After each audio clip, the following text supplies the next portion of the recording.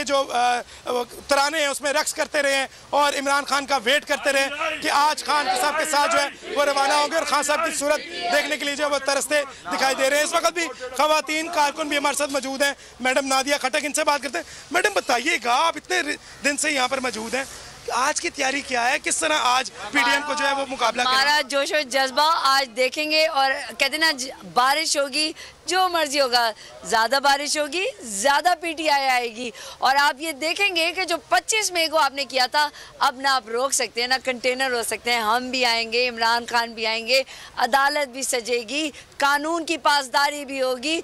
और जब बारिश होती है तो पीटीआई आती है, जब ज्यादा बारिश होती है तो इस्लामाबाद में पूरा पाकिस्तान आएगा इमरान खान के साथ। जी बिल्कुल, मौसम की बड़ी अहम बात है कि क्योंकि मौसम भी लाहौर का जो है खासा खुशगवार है और बारिश भी हो रही है, उसके बावजूद कारकुनान यहाँ पर जोक